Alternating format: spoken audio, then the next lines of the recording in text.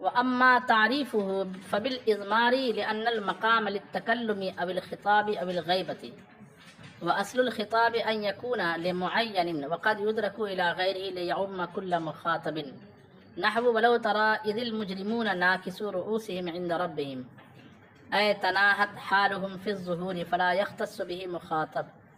وبالعالمية لإحضاره بعينه في ذهن السامع ابتداء باسم مختص به، نحو قل هو الله أحد،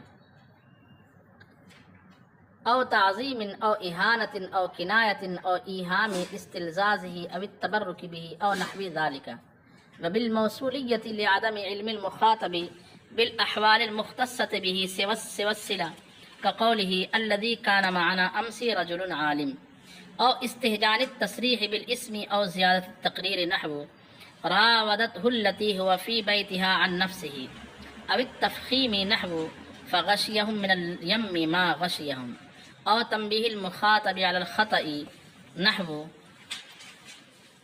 إن الذين ترونهم إخوانكم يشفي غليل صدورهم أن تسرعوا، أو الإيماء إلى وجه بناء الخبر، نحو إن الذين يستكبرون عن عبادتي سيدخلون جهنم داخرين.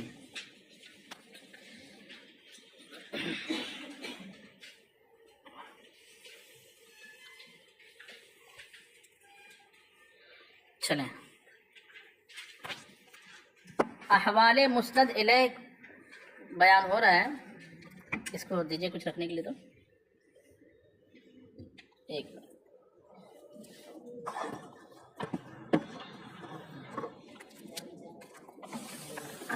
چلیں، یہ ہو گیا۔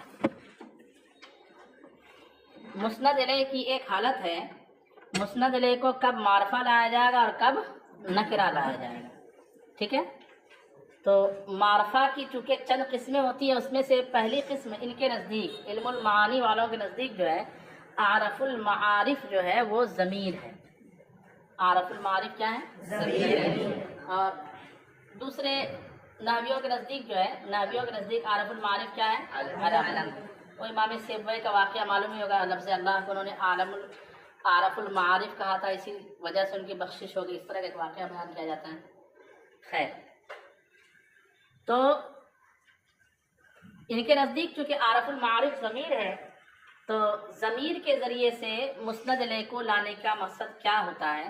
تو کہا کہ ضمیریں اگر مقام تکلم کی ہے تو وہاں پہ ضمیر جو ہے متکلم کی لائی جائے گی، ضمیر میں اگر مقام تخاطب خطاب کا ہے تو ضمیر حاضر کی لائی جاتی ہے، اور ضمیر اگر مقام اگر غیبت کا ہے تو ضمیر کیسی لائی جاتی ہے؟ لیکن خطاب میں چونکہ خطاب کی ضمیر لائی جاتی ہے کسی چیز کو مخاطب کو متعین کرنے کے، کس کے لیے؟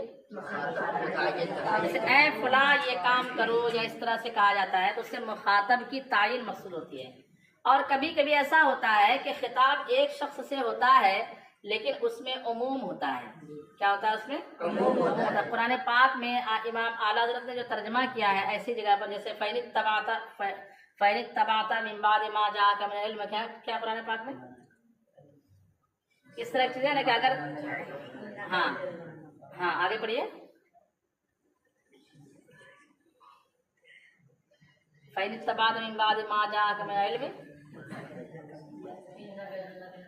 اِنَّكَ إِذًا لَمِنَ الظَّالِمِينَ، یا اس طرح کی جو عبارتیں قرآن پاک میں ہیں۔ تو خطاب نبی سے ہے، کس سے ہے؟ نبی سے ہے۔ تو خطاب نبی سے ہے، لیکن اعلیٰ حضرت کا ترجمہ جب پڑھیں گے تو کیا ترجمہ پڑھیں گے؟ اگر تم نے پیروی کی کسے باشد، کوئی بھی ہو، اور جو بولتے جن کی شان، جن کی حالت ہی کیا ہے کہ فضل کاٹے اور نقص ڈھونڈے عیب کا، کیا فضل کاٹے عیب ڈھونڈے نقص کا جویا رہے، پھر کہے مردک کہ وہ امت رسول اللہ کی، جن کا کام ہے حضور کی تنقیص کرنا ہے، تو وہ یہاں پہ ترجمہ کیا کریں گے؟ اے نبی، اگر تم نے یہودیوں کی، مفہوم ہے اس آیت کا کہ اگر تم نے یہودیوں کی پیروی کی اس کے بعد کہ تمہارے پاس علم آ چکا تو تم کھلے گمراہ ہو جاؤ گے۔ اے نبی اگر تم نے ایسا کیا تو یہ ہو جاؤ گے۔ اور پھر جو ہے ثبوت، پھر کیا کہیں گے بیوقوف لوگ، دیکھو اللہ کی شان تو یہ ہے کہ وہ نبی کو بھی جو ہے وہ خاطر میں نہیں لاتا، معاذ اللہ۔ حالانکہ اللہ کی شان یہ ہے کہ نبی سے محبت فرماتا ہے، یہ اللہ کی شان ہے۔ بات سمجھ میں آ رہی ہے؟ وہ تقابل کر کے بتاتے ہیں، یعنی ایسا لگتا ہے بالکل دشمن ہے نبی معاذ اللہ. تو محبت والے ترجمہ کرتے ہیں کہ کسے باشد، یہاں پہ خطاب حضور سے ہے لیکن مخاطب حضور نہیں ہے، مخاطب اے سامع. مخاطب کیا ہے؟ اے سامع، اے سننے والے، اے سننے والے. یہ ترجمہ ہوگا جہاں دیکھیں گے آپ، اے سننے والے. اس کی ایک مثال یاد یہ ہے کہ وَلَوْ تَرَىٰ إِذِ الْمُجْرِمُونَ نَاكِسُو رُءُوسِهِمْ عِندَ رَبِّهِمْ، کہ اے نبی جب آپ مجرمین کو اپنے رب کی بارگاہ میں یوں سر جھکا کے دیکھیں گے تو کیا صرف حضور ہی دیکھیں گے کیا؟ مجرمین کا رب کی بارگاہ میں شرمندہ ہونا ہے سب کے سامنے ہوگا تو سبھی دیکھیں گے. خطاب نبی سے لیکن خود مخاطب حضور نہیں ہے، یعنی دیکھنے والے سب، دیکھنے والے قیامت کے دن سب دیکھیں گے. تو یہ مقصود ہوتا ہے کہ ضمیر معرفہ لانا ضمیر سے ہوتا ہے. جب مقام ضمیر کا ہو، حاضر کا ہو تو حاضر کے ذریعے مسند لایا جاتا ہے. مقام غیبت کا ہو تو غائب کے ذریعے مسند لایا جاتا ہے. مقام تکلم کا ہو تو ضمیر متکلم لایا جاتا ہے. دیکھیے کہتے ہیں اما تعریف ہو، اور لیکن مسند الیہ کا معرفہ لانا فبل ازمار، تو ضمیر کے ذریعے سے اس لیے ہوتا ہے لأن المقام للتکلمی اب الخطابی اب الغیبتی، اس لیے کہ مقام یا تو تکلم ہی کا ہوتا ہے تو وہاں مسند علیہ کو اس میں ظاہر نہیں لایا جاتا بلکہ کون سی ضمیر لائی جاتی ہے؟ ضمیر متکلم لائی جاتی ہے. یا مقام تکلم خطاب کا ہوتا ہے یا غیبت کا ہوتا ہے. یہ تین طرح کے مقام چکے ہوتے ہیں تو مقام ہی ہوتا ہے ضمیر لانے کا، اس لیے وہاں کیا لائی جاتی ہے کہ وہاں پر اگر ضمیر کے بجائے اس میں ظاہر کا استعمال کیا جائے تو ہو سکتا ہے سامنے والا بولے کہ یار کس کے بارے میں بات کر رہے ہیں. جیسے مثال کے طور پر ایک شخص میں کرتا رہے اور اچانک بولے میں آپ کے سامنے بولتے رہا اور کسی کو میرا نام پتا نہیں مراج الدین، ٹھیک ہے، اور میں بولوں کہ میں نے ایسا کیا تھا پھر مراج الدین نے ویسا کر لیا، پھر میں بولیں گے یار دو آدمی کی بات ہونے لگی کیا جی. یہ جو مقام تھا کہ چونکہ میرا نام کسی کو نہیں معلوم تو میں یہاں پہ اپنے بارے میں لفظ میں ہم کے ذریعے سے ہی بات کروں نا، لیکن میں کرتے کرتے اچانک جو ہے وہ غائب کا صیغہ استعمال، غائب سے مراد اس میں ظاہر غائب کے منزل میں ہوتا ہے تو اس میں ظاہر نام کا استعمال ہونے لگا. تو جو جہاں پہ استعمال ضمیر کی ہونی چاہیے وہاں پہ غائب کا اس میں ظاہر کا استعمال کرنا یہ بھی غلط ہے، اور جہاں پہ اس میں ظاہر کا استعمال ہونا چاہیے وہاں پر جیسے الحمدللہ رب العالمین الرحمن الرحیم مالک یوم الدین، یہاں پہ پورے اس میں ظاہر کا استعمال کیا گیا. ایسا نہیں بسم اللہ الرحمن الرحیم الحمد لہ، کیا فرمایا گیا؟ الحمدللہ، الحمد للہ. اگر کوئی بسم اللہ الرحمن الرحیم نہ پڑھے تو حمد کا ثبوت کس کے لیے مانے گا؟ تو کنفیوز ہو جائے گا وہ، اس لیے یہاں پر باضابطہ کا فرمایا گیا الحمد للہ. تو مقام ہوتا ہے کہ کبھی مقام ضمیر کا ہے تو ضمیر لائی جائے. ہاں ضمیر میں پھر اختلاف یہ ہوتا ہے کہ ضمیر کبھی مقام ہوگا غیبت کا لیکن ضمیر استعمال کی جائے گی وہاں پہ حاضر کی، کبھی حاضر کی جگہ غائب، غائب کی جگہ متکلم. یہ انتقال کا آیا تھا، انتقال من الغیبت الی التکلم ومن التکلم الی الخطاب. ضمیر کے استعمال میں کیا ہوتا ہے؟ انتقال ہوتا ہے کہ آپ کو لگے گا کہ یہاں پہ ضمیر غائب کیا نہیں چاہیے، تمام تعریف اللہ کے لیے، سارے عالم کا مالک پروردگار ہے، رحمان رحیم ہے، اسی کی ہم عبادت کرتے ہونا چاہیے. ایاہ نعبد، کیا ہونا چاہیے؟ اور یہ ہو ضمیر کا مرجع لفظ اس میں جلالت ہوتا، لیکن وہاں کیا فرمایا گیا؟ ایاہ کا. یہ مقام ضمیر تو ہے لیکن مقام ضمیر لگ رہا ہے ہونا چاہیے غائب کے، لیکن استعمال کیا کیا گیا؟ یہ بھی ایک ہے. ضمیر کے استعمال میں صورت پڑھیں گے کہ کبھی کبھی غائب کے بجائے انتقال کر کے کدھر لایا جاتا ہے؟ خطاب کے حاضر کی طرف. اس میں خاص باریکی ہوتی ہے. کیا ہوتی ہے باریکی؟ یہاں پر یہ ہے تفسیر بزائی میں بیان کی گئی ہے کہ بندہ جب الحمدللہ کہتا ہے تمام تعریف اللہ کے لیے، پھر وہ اللہ کی تعریف کرتا ہے رب العالمین، پھر کہتا ہے رحمان، پھر کہتا ہے رحیم، یہ سارے دنیا کے معاملات ہیں. پھر سیدھا کا مالک یوم الدین، تو پوری دنیا سے الگ ہو کر کے اپنے آپ کو اس نے بالکل قریب کر لیا رب کے. رب کے جب قریب ہو گیا تو ایاہو بولے گا کہ ایا کا بولے گا؟ ایا کا بولے گا. اس لیے کہا گیا الصلاۃ معراج المومنین، کہ حضور نے نماز براہ راست اللہ کا دیدار فرمایا اور بندہ نماز میں رب کے کیا ہو جاتا ہے؟ بالکل قربت کے اعتبار سے نماز مومن کی کیا ہے؟ معراج ہے. کہ حضور پاک صلی اللہ تعالیٰ علیہ وسلم معراج میں قرب حقیقی سے متصف ہوئے تھے اور نماز میں بندہ قرب حکمی کے کیا ہو جاتا ہے؟ اس سے متصف ہو جاتا ہے، بندے کے بالکل قریب ہو جاتا ہے. اس طرح سے ضمیر کا مقام ہوتا ہے، اس لیے وہاں پہ مسند علیہ کیسے لائی جاتی ہے؟ بطور ضمیر لائی جاتی ہے. کہتے ہیں لأن المقام للتکلم، اس لیے کہ مقام ہی کس کا ہوتا ہے؟ تکلم کا ہوتا ہے. اب الخطاب، یا کس کا ہوتا ہے؟ خطاب کا ہوتا ہے. اب الغیبتی، یا کس کا ہوتا ہے؟ غیب. واصل الخطاب ان یکون لمعین، اور خطاب میں اصل یعنی مناسب یہ ہے. اصل معنی کیا؟ مناسب یہ ہے کہ معین ذات کے لیے ہو. خطاب میں مناسب یہ ہے کہ کس کے لیے ہو؟ وقد یترک الی غیرہ، لیکن کبھی کبھی اس کے غیر کی طرف اس کو چھوڑ دیا جاتا ہے. کس لیے؟ لیعم کل مخاطب، تاکہ تمام مخاطب کو کیا ہو جائے؟ تو عموم ہے معین کے لیے، تعین کے لیے، لیکن کبھی کبھی خطاب کی ضمیر میں بھی کس کا استعمال کر لیا جاتا ہے؟ عموم کے لیے اس کا استعمال کر لیا جاتا ہے. جیسے نحو ولو تری اذ المجرمون ناکسوا رؤوسهم عند ربهم، مانا ہوگا اے تناہت حالہم فی الظہور، یعنی ظاہر ہونے میں ان کی حالت جو ہے ایسی ہو جائے، کھلی ہو جائے گی، واضح ہو جائے گی. فلا یختص به مخاطب، تو اس کلام سے کوئی خاص مخاطب مراد نہیں ہے، کسی ایک خاص مخاطب کو مخصوص نہیں کیا جا سکتا، کیونکہ ان کے جھکنے کی حالت رب کی بارگاہ میں سب کے لیے کیا ہو جائے گی؟ بالکل ظاہر ہو جائے گی، واضح ہو جائے گی. یہ تو ہوا کہ مسند الیہ کو معرفہ لانا کس کے ذریعے سے؟ ضمیر کے ذریعے سے، کیونکہ مقام ہی ہوتا ہے ضمیر کا. مقام کس کا ہوتا ہے؟ اور مسند الیہ کو بطور علم بھی پیش کیا جاتا ہے. ضمیر کے بجائے کیسے پیش کیا جاتا ہے؟ بطور علم کے پیش کیا جاتا ہے. تو اس کی ایک وجہ ہوتی ہے کہ پہلی بار عام طور پر یہ ہوتا ہے کہ پہلی بار ہم کسی غائب ذات کے بارے میں ذکر کریں تو ذکر کرنے کا مقام یہ ہے کہ پہلی فرصت میں ہم اس شخص کا کیا کر لیں؟ نام لیں. پھر بعد میں ہم ضمیر کا استعمال کریں گے. اب میں آپ کے سامنے آؤں کہ جو نا دوپہر میں ایک محفل سے جائیں گے اور اس میں ایک شخصیت کے بارے میں ذکر کریں گے، ٹھیک ہے.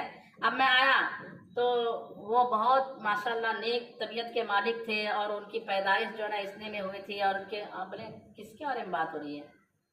یہ ایک طریقہ بھی اختیار کیا جاتا ہے. یہ بھی فساد بلاد اور ایک طریقہ ہے کہ ذہن کو متوجہ کرنے کے لیے پہلے ضمیر کا استعمال کریں، اور جب ضمیر کا استعمال کرتے ہیں تو کس کے بارے میں بات ہو رہی ہے، کس کے بارے میں بات ہو رہی ہے، تو اچانک جو اس کا نام لے لیا جائے.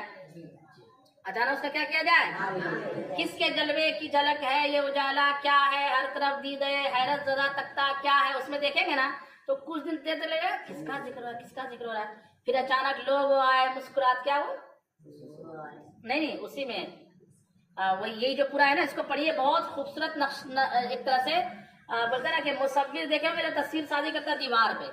اعلیٰ حضرت نے یہاں پہ محشر کی تصویر سازی اشعار میں کر دی ہے. اس کو دھیان سے پڑھیے گا، کس کے جلوے کی جھلک ہے یہ اجالا کیا ہے، ہر طرف دیدے حیرت زدہ تختہ کیا ہے. مطلب محشر کا ماحول ہے، ہر طرف آدمی کچھ تو کوئی تو آ جائے مدد کرنے کے لیے، ہے کہ نہیں. تو پھر اسی میں ہے کہ بولیں گے تو مجھے اشعار یاد آئیں گے، کچھ لفظ بولیں گے تو تقریباً سبھی شعر یاد آ جائیں گے مجھے، بولیں گے کوئی تو یاد نہیں کسی کو. یاد ناصری پڑھنے والے کم ہے کیا؟ ہاں. تو اس طرح سے جو ہے بہت خوبصورت وہ کلام ہے، اس کو پڑھیے گا ضرور. چلیں، تو علم کا استعمال ہوتا ہے کس لیے؟ سامع کے ذہن میں اس شخصیت کو حاضر کرنے کے لیے، کہ پہلے وہ شخصیت ذہن میں حاضر ہو جائے اور پھر ان کا ذکر ضمیر کے ذریعے ہوتا ہے. جیسے میں کہوں کہ آج میں حضرت علامہ فلاں سے ملا اور پھر انہوں نے یہ فرمایا، پھر انہوں نے وہ فرمایا، تو یہ انہوں نے ضمیر کا استعمال کرتے چلے جاؤں گا. یہ ایک طریقہ ہے. کہتے ہیں کہ وَبِالْعَلَمِيَّةِ لِإِحْضَارِهِ بِعَيْنِهِ فِي ذَهْنِ السَّامِعِ ابْتِدَاءً بِاسْمٍ مُخْتَصٍ بِهِ. اور علمیت کے ذریعے سے، اس کا تعلق اوپر سے ہے، علمیت کے ذریعے سے مسند الیہ کا معرفہ لانا، علمیت کے ذریعے سے مسند الیہ کا معرفہ لانا کس لیے ہوتا ہے؟ لِإِحْضَارِهِ بِعَيْنِهِ فِي ذَهْنِ السَّامِعِ ابْتِدَاءً. پہلے ہی ابتداء کا ترجمہ میں کیا کر رہا ہوں؟ پہلے ہی سامع کے ذہن میں مسند الیہ کی ذات کو حاضر کرنے کے لیے، مسند الیہ کی ذات کو حاضر کرنے کے لیے بے اسم مختصم بھی، ایسے لفظ کے ذریعے سے جو لفظ اسی کے ساتھ کیا ہے، اس کو علم کہا جاتا ہے. اس کو کیا کہا جاتا ہے؟ آپ کے لیے جو لفظ خاص ہے وہ آپ کے لیے کیا کہلائے گا؟ علم کہلائے گا. جیسے قل هو اللہ احد، قل ہوا احد نہیں فرمایا گیا بلکہ فرمایا گیا قل اللہ احد. ہوا تو ضمیر شان ہے یہاں پہ، قل اللہ احد، قل ہوا احد نہیں بلکہ قل اللہ احد. یہاں پہ اللہ اس میں جرات جو ہے علم کو استعمال کیا گیا تاکہ سامع کے ذہن میں یہ بات بیٹھ جائے کہ احد ہونے کی بات جس ذات کے بارے میں کی جا رہی ہے وہ ذات کون ہے؟ اللہ ہے۔ اور تعظیم، کبھی کبھی نام کس لیے لیا جاتا ہے؟ تعظیم کے لیے لیا جاتا ہے نام، وہاں پہ عظمت بیان کرنا مقصود ہے۔ یہ کام کس نے کیا؟ تو اس نے کیا نہیں، کوئی بڑا کام ہے، ٹھیک ہے، کوئی بڑا کام ہے تو وہاں پہ بالکل اہتمام کے ساتھ نام لیا جاتا ہے، نام لیا جاتا ہے تو عظمت مقصود ہوتی ہے۔ اور کبھی نام اہانت کے لیے بھی لیا جاتا ہے، مقصود کیا ہوتی ہے وہاں پہ؟ بولیے، توہین مقصود ہوتی ہے۔ اچھا، یہ توہین کب ہوتی ہے؟ نام اس کا ایسا، ویسے یزید نے امام حسین کو شہید کر دیا، اس نے کے بجائے کیا بولتے نا؟ یزید، نام لینا، تو یزید کی یہاں پہ عظمت بیان کرنا مقصود نہیں بلکہ اس کی توہین مقصود ہے۔ اور کبھی کبھی کیا ہوتا ہے کہ بندے کو لگتا ہے کہ میں نام لوں گا تو نام لینے میں مجھے مزہ آئے گا، اس کا نام لینے میں، تو نام لیتا ہے بار بار۔ اچھا، یہ چند جو ہے اچھا وہ بھی ہوتا ہے کبھی تبرک کے لیے نام لیا جاتا ہے۔ کس کے لیے؟ تبرک کے لیے نام لیا جاتا ہے، جیسے قال علیہ السلام، قال علیہ السلام کے بجائے قال رسول اللہ صلی اللہ علیہ وسلم۔ ایک ہے قال علیہ السلام، مسند علیہ مذکور نہیں ہے، لیکن قال رسول اللہ، قال نبینا، یہ یہاں پہ تبرک مقصود ہے، تلذذ بھی بول سکتے، استدلال بھی مقصود ہے۔ یہ چند مقاصد ہوتے ہیں جبکہ مسند علیہ کو معرفہ لایا جائے کس کے ذریعے سے؟ علم کے ذریعے سے، کہتے ہیں او تعظیم یا تعظیم کے لیے، او احانت یا احانت کی وجہ سے، او کنایت یا کس لیے؟ کنایا کے طور پر۔ کنایا کے طور پر سے مراد یہ ہے کہ نام سے مقصود وہ ذات نہ ہو جس کا وہ نام ہے، نام سے مقصود بلکہ اس کے کسی خاص وصف سے کنایا مقصود ہو۔ کیا مقصود ہو؟ جیسے کوئی رشید احمد گنگوئی کو اس زمانے میں دیکھ کے کہا کہ وقت کا دیکھو فرعون آ رہا ہے، ابو جہل آ رہا ہے، کون آ رہا ہے؟ ابو جہل آ رہا ہے، وہ بھی گستاخ ہے، یہ بھی کیا ہے؟ گستاخ ہے، گستاخ۔ سمجھ بات آ رہی نہیں آ رہی؟ اس طرح سے۔ یا امام حسین کے بارے میں، یا امام حسین جیسی کیا بولتے ہیں، امام حسین کے جیسے معاملات کو ادا کرنے والا، یعنی ان کے جیسا، جیسے اس مراد یہ ہے کہ ان کے ایک خاص وصف کو، احقاق حق کرنا بغیر کسی خوف کے، بغیر کسی خوف کے کیا کرنا؟ احقاق حق کرنا، اور باطل سے نبرد آزما ہو جانا، ان سے ٹکرا جانا، یہ وصف کسی میں پایا جائے۔ بولتے ہیں ہر دور میں اٹھتا ہے یزیدی فتنہ، ہر دور میں شبیر جنم لیتا ہے، تو ہر دور میں کیا ہم لوگ اگر یہ اس کا عقیدہ مان لیا تو کافر ہو جائے گا بندہ۔ شبیر ہر دور میں جنم لیتا ہے، یہ اگر عقیدہ مان لیا جائے تو پھر ساتوں جنم کا عقیدہ، اور یہ عقیدہ اس سے بڑھ کر کے کفر ہو جائے گا نا؟ یہ تو بالکل کھلا کفر ہے نا، ہر دور پہ شبیر جنم۔ تو مراد یہ ہوتا ہے کہ ہر دور میں اسلام کے خلاف فتنے اٹھتے چلے جاتے ہیں، اور ہر دور میں اس فتنے کو، یہاں پر شبیر کا جو نام ہے وہ کنایا ہے، کس بات سے کنایا؟ احقاق حق کرنے والا ہے نا، باطل کو مٹانے والا، باطل کو مٹانے والا، حق کو غلبہ دلانے والا، یہ مراد ہے۔ تو کنایا کے طور پر استعمال ہوتا ہے، او ایہامی استلزاز ہی، یا اس کے نام سے استلزاز کے وہم کے لیے، لذت پانے کے وہم کی وجہ سے، ابھی تبرکی بھی، یا اس کے نام کی برکت کی وجہ سے، اور نحوِ ذالک، اس کے مثل اور بھی چند چیزیں ہوتی ہیں جو علم میں مقصود ہیں۔ وبالموصولیت، معرفہ کے قسم میں اس میں موصول ہے، تو مسند علیہ کو کبھی کیسے لایا جاتا ہے معرفہ؟ اس میں موصول کے ذریعے سے۔ اس میں موصول کا جو پہلا مقصد اچھا سمجھ لیجئے، اس میں مقصود موصول لانے کا، ایک ہے جاء زید، ایک ہے جاءنی عالم، میرے پاس کون آیا، اور ایک میں اسی کو اخبار بالذی یوں کروں، اس میں اخبار بالذی کیجئے، الذی جانی عالم، وہ شخص جو میرے پاس آیا وہ کون ہے؟ عالم ہے۔ ایک ہے جانی عالم، اور ایک ہے الذی جانی عالم، وہ عالم یا عالم دونوں بول سکتے ہیں، یعنی صلہ کی ضمیر کو حذف بھی کر سکتے ہیں اور ذکر بھی کر سکتے ہیں نا۔ تو الذی جانی ہوا عالم، یہ اخبار بالذی، اور سادہ خبر کیا ہے؟ جانی عالم۔ ایک ہے زید عالم، یہ سادہ خبر ہے، زید عالم ہے، اور اس کو اخبار بالذی کرے گا الذی ہوا زید عالم، سمجھ بات؟ وہ جو زید ہے وہ کیا ہے؟ یہ کب ہوتا ہے کہ ایک شخص ہے، اس، جی بولیے آئیے، کون ہے؟ ایک شخص ہے، میں نے کہا جانی رجل، ایک شخص کے بارے میں یہ تو معلوم ہے کہ وہ آیا، یہ تو معلوم ہے وہ آیا، صلہ کا آپ کو علم ہوتا ہے، کس کا علم ہوتا ہے؟ لیکن اس کے جو خاص وصف ہے اس کا علم نہیں ہوتا آپ کو. جیسے ایک شخص میرے پاس آیا، یہ معلوم ہے کہ وہ آیا، اب یہ صلہ بنے گا اس میں موصول میں، الذی جاءنی، الذی اس میں موصول اور جاءنی کیا ہے؟ صلہ ہے نا، ترکیب میں صلہ ہے نا، آنے کا آپ کو علم ہے نا، لیکن یہ نہیں معلوم کہ آیا وہ عالم ہے کہ فاضل ہے کہ کیا ہے. تو میں نے کہا اب میں یہاں پہ آپ کو بتاؤں گا کہ آپ کو صرف صلہ کا علم ہے نا، آنے کا، لیکن جو آیا نا وہ بہت بڑی ترم ذات ہے، وہ سمجھ میں آتا ہے، بہت بڑی شخصیت ہے. تو اب میں کہوں گا الذی جاءنی، اتنا معلوم ہے آپ کو، اتنا کیا آپ کو معلوم ہے، ہوا عالم، یہ کس لیے؟ زیادتی کے لیے. تو کیا ہوتا ہے اس میں موصول میں؟ اما تعریف ہو، کہاں گئی عبارت؟ ہاں، وبالموصولیتی، اور اس میں موصول کے ذریعے سے مسند الیہ کو کیا لایا جاتا ہے؟ معرفہ لایا جاتا ہے. وجہ لعدم علم المخاطب بالاحوال المختصۃ به سوى الصلہ. پہلے اس کا مفہوم سمجھ لیں پھر ترجمہ سمجھاؤں گا کہ مخاطب کو، سامنے والے کو، سوائے صلہ کے اس ذات کے سے مخصوص اوصاف کا علم نہیں رہتا ہے. کس چیز کا؟ مخاطب کو صرف کس کا علم رہتا ہے؟ صلہ کا. صلہ کے علاوہ جو وصف اس ذات سے خاص ہے اس کا علم اس کو نہیں رہتا. مثال کے طور پر ایک شخص میرے پاس آیا، یہ معلوم ہے آپ کو، لیکن وہ حاجی صاحب ہے یہ معلوم نہیں ہے. تو میں کہوں گا الذی جانی هو حاج، الذی جانی جو میرے پاس آیا ہے نا وہ کیا ہے؟ یہاں صلہ کا آپ کو علم تھا. صلہ کیا ہے یہاں پہ؟ جانی صلہ ہے نا. آنے کا آپ کو علم تھا نا، آنے کا آپ کو، لیکن آنے والے کے ساتھ جو ایک وصف مختص ہے حاجی ہونے کا، اس کا علم آپ کو. اب میں یہاں کس چیز کا استعمال کروں گا؟ اس میں موصول کا. کس کا استعمال کروں گا؟ سمجھ گئے بات کو؟ مخاطب کو معلوم نہیں رہتا ہے وہ وصف جو خاص ہے اس شخص کے ساتھ، مسند الیہ کے ساتھ، سوائے کس چیز کے؟ صلہ. سوائے کس چیز کے؟ سمجھے بات کی نہیں سمجھے؟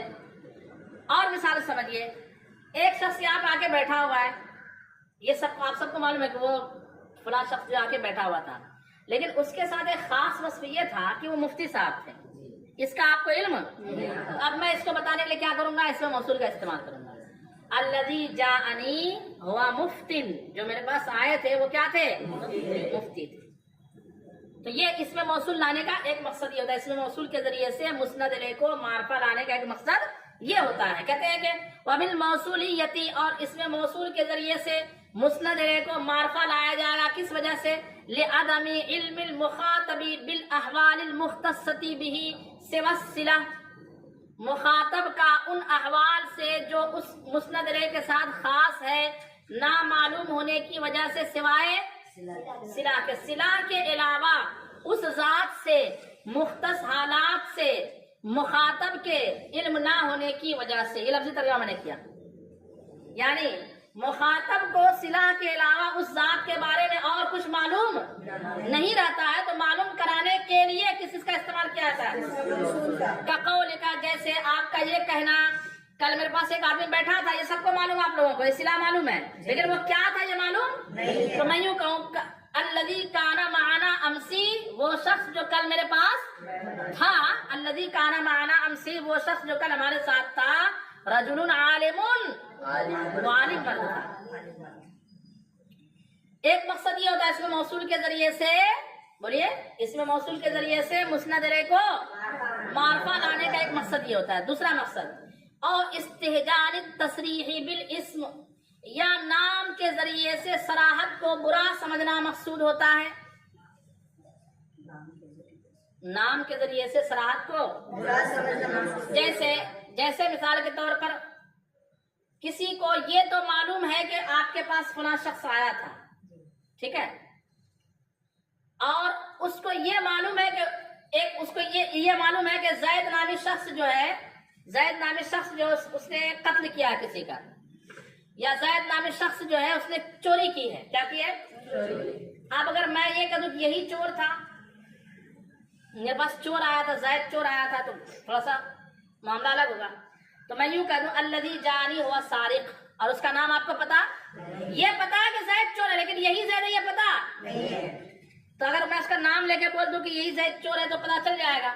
اب میں نے یہ سوچا اس کا نام نہ لیا جائے, نام لینے کو برا سمجھتے, میں نے کہا الذی جانی ہوا سارق, الذی جانی. یہاں پر نام کے بجائے ضمیر کا اسم موصول کا استعمال کس لیے کیا؟ کیونکہ ہم نام لینا صراحت کرنا نہیں چاہتے ہیں, اس کی وضاحت کرنا نہیں چاہتے ہیں اس طرح سے. اور کبھی کیا ہوتا ہے کہ ایک ذات میں دو تین پہلو رہتے ہیں, تو اس میں موصول کے ذریعے سے کسی ایک پہلو کی وضاحت کر دینا مقصود ہوتا ہے. کیا مقصود ہوتا ہے؟ جیسے قرآن پاک میں ایک آیت ہے وراودته التي هو فی بیتها عن نفسه. یہ سمجھنے سے پہلے ایک واقعہ سمجھیے. زلیخا کا واقعہ معلوم ہے نا؟ زلیخا جب حالت کفر میں تھی, بعد میں جو ہے رضی اللہ تعالیٰ عنہ ہوئی, وہ اسلام قبول کر کے جب حالت کفر میں تھی زلیخا, تو اس وقت حضرت یوسف علیہ السلام بالکل جوان تھے اور زلیخا مطلب نوجوان تھے. حضرت یوسف علیہ السلام اور زلیخا جوان عورت تھی, جو بھی اس کی عمر 25-30 سال رہی ہوگی, اور یہ بالکل لڑکپن کی عمر میں تھے حضرت یوسف علیہ السلام, بالغ کی عمر میں. تو ان کی خوبصورتی اتنی تھی کہ وہ فدا ہو گئی تھی, ہے نا, قرآن پاک میں ہے. پھر اس کو لگا کہ میں اس سے اپنی خواہش پوری کروں, تو اس نے 7 محل بنوائے. ایک محل, اس کے اندر دوسرا, اس کے اندر تیسرا, اس کے اندر چوتھا, اس کے اندر 5واں, جیسے پیاز کی پرت ایک دوسرے کے نیچے رہتے ہیں نا, اور وہ 7ویں محل میں لے کے گئی یوسف علیہ السلام کو. ٹھیک ہے. اور آپ اس وقت جو ہے خادم ہونے کے غلام کی زندگی گزار رہے تھے. کس کی زندگی؟ لے کے وہاں گئی, اور ہر دروازے پہ پہلا محل میں گھسی, پہلا محل کا دروازہ بند, دوسرے میں گھسی, دوسرے کا بند, تیسرے میں گھسی, تیسرے کا بند, ایسے کر کے بالکل سب سے لاسٹ والے جو بیچ میں وہ محل تھا اس میں داخل ہو کے دروازہ بند کر دی. بغل میں ایک مورتی رکھی ہوئی تھی, اس پر پردہ ڈال دی اور خواہش کا اظہار کیا. راودته التي هو في بيتها عن نفسه. یہاں پہ زلیخا کے لیے امراۃ العزیز کا لفظ قرآن پاک میں ہے. قالت امراۃ العزیز کا لفظ ہے, تو قرآن پاک میں یہ ہو سکتا تھا راودته امراۃ العزیز. امراۃ العزیز نے یوسف علیہ السلام کو زنا کی دعوت دی. راودته کا لفظی مانا گا بہلایا. کیا مانا ہوگا؟ بہلایا, پھسلایا, یعنی اپنی طرف مائل کرنا چاہا. کیا کرنا چاہا؟ راودا یراودو, مراودت بابے مفاعلت سے مانا کیا ہوتا ہے؟ اپنی طرف لفظی مانا ہوگا دونوں ایک دوسرے کو, بولو بھائی, مائل کرنا. لیکن کبھی کبھی یہ ہوتا ہے نا کہ اشتراک خاصیت, مشارکت خاصیت باب مفاعلت کی, لیکن کبھی کبھی کیا ہوتا ہے کہ یہ خاصیت ختم کر دی جاتی ہے. یخادعون اللہ, کیا ترجمہ کریں گے؟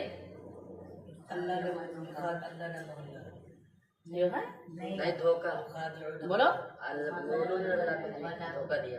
وہ لوگ اللہ کو دھوکہ دیتے کا کوئی اللہ کو کیا دھوکہ دینا چاہتے ہیں. یہ ترجمہ اعلیٰ حضرت کا احتیاطی ترجمہ ہے. تو یہاں بھی یہ کہا جائے گا کہ جیسے خدا جو ہے ان کی طرف سے تھا, ویسے اللہ کی طرف سے بھی خدا ہے. ایسا کہا جائے گا کیا کہ اللہ بھی ان کو دھوکہ دیتا, ایسا کہا جائے گا؟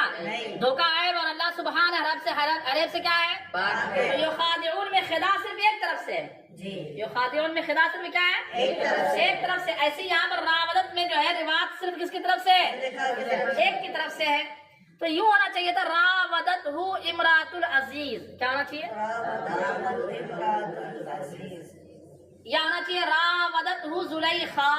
راودته, لیکن قرآن پاک میں کیا ہے؟ فاعل راودته التي هو في بيتها, اس نے لبھایا جس کے گھر میں آپ تھے. یوں بھی ایک دم آسان لفظ میں کیا کہا جاتا کہ مصر کی بیوی نے, کیا بولتا ہے, جسے مصر کی بیوی نے لبھا دیا یا زلیخا نے, لیکن کیسے کہا گیا قرآن پاک میں؟ اس نے لبھایا جس کے گھر میں یوسف علیہ السلام تھے. ایسا کیوں؟ یہاں پہ تقریر زیادتی تقریر ہے. کیا, کیسے کہ اگر کہہ دیتے راودت امراۃ العزیز, تو عزیز کی ہو سکتا ہے 4-5 بیوی رہی ہو, تو کس بیوی نے لبھایا یہ تعین. اگر کہے تو راودت زلیخا, تو زلیخا اور بھی ہوئی ہیں تاریخ میں, کون سے زلیخا پتا نہیں چلتا. لیکن جب کہا امراۃ راودته التي هو في بيتها, جس کے گھر میں یوسف علیہ السلام تھے, اسی عورت نے, تو وہ گھر کس کا تھا؟ اب تعین ہو گئی. یہ زیادتی تقریر مقصود ہے. کیا مقصود ہے؟ تو اس میں بجائے علم کے کس کا استعمال کیا گیا یہاں پہ؟ کس لیے؟ زیادتی تقریر کے لیے. زیادتی تقریر کے لیے. راودته التي هو في بيتها عن نفسه، یہ ہو گئی بات. اب تفخیم یا ایک مقصد کیا ہوتا ہے؟ تفخیم کا مقصد ہوتا ہے.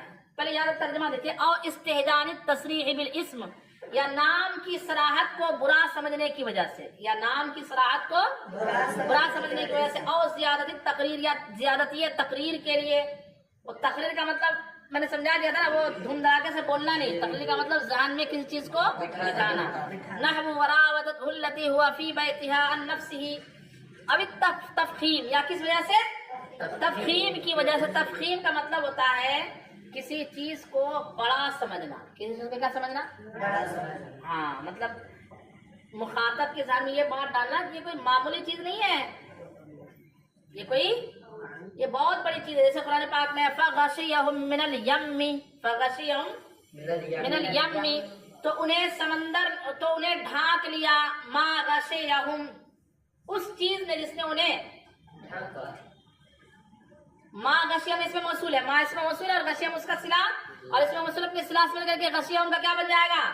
تو انہیں ڈھانک لیا اس چیز نے جس نے انہیں، مطلب موسیٰ علیہ السلام کی قوم جب سمندر میں گئی تو سمندر نے اس کو کیا کر لیا؟ بالکل ایسا، آ جاؤ ویلکم، ایسی ہوا نا.